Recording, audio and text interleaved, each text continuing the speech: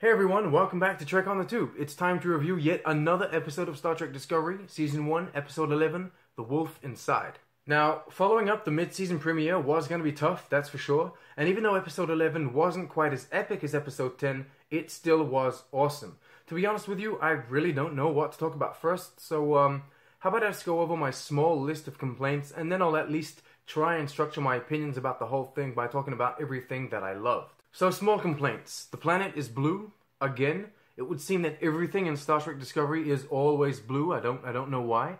Also, Slave Saru. It felt kind of forced for some reason, as if they had to integrate Saru into the Mirror Universe at all costs. It wasn't necessary. It doesn't add to the story. It doesn't show us an interesting version of Saru. I don't know.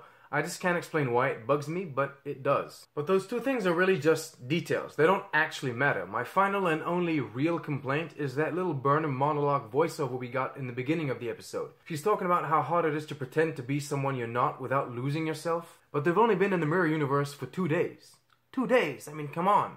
I get it. You don't want to kill people. You don't want to be responsible for their pain and suffering. But 2 days seems like an awfully short time to start being afraid of losing yourself. And there you go, those are the only complaints I had. As I said, they're really small and they don't take away from the episode or change the episode entirely.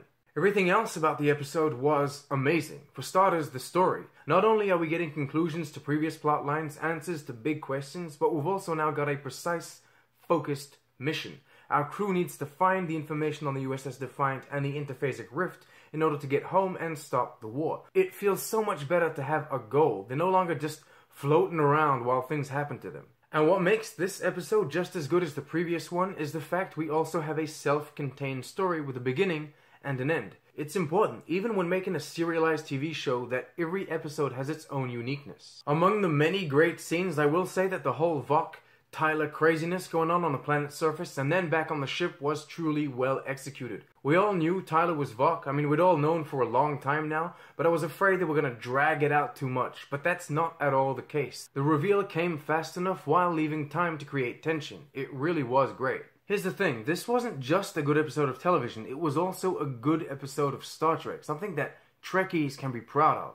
It was structured the same way many other episodes of Star Trek were, with the main plot and a subplot, and a away mission with absolutely amazing looking aliens and sets. Even the CG looks different. Maybe it's because they're taking the time to actually show us the ships now, I don't know, but it just looks better. As I was saying before, the makeup, the costumes, the sets are all top notch. And the acting, whoa! Shout out to Shazad Latif for simultaneously playing two very different characters and taking the time to make them sound and feel completely different. It was truly amazing.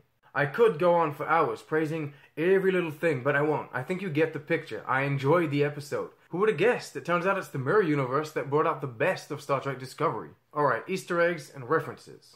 For starters, we got to see Andorians and Tellarites. Both races were founding members of the Federation in the Prime Timeline and have undergone many changes over the years.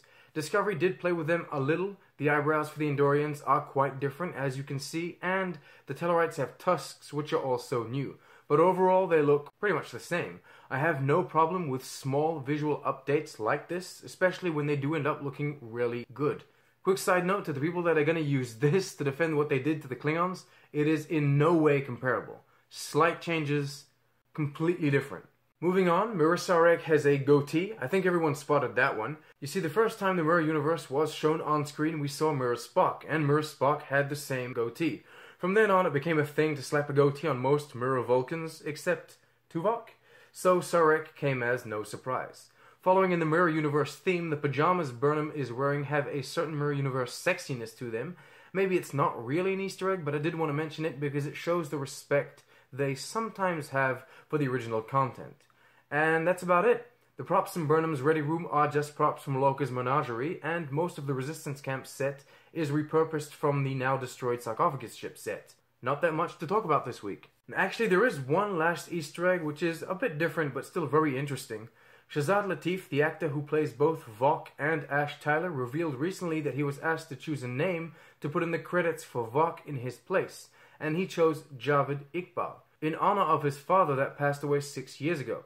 How about that for an emotional Easter egg? Okay, thank you guys very much for watching. Remember to like, subscribe, share, it always helps, and leave comments. I always love reading your comments. Live long and prosper.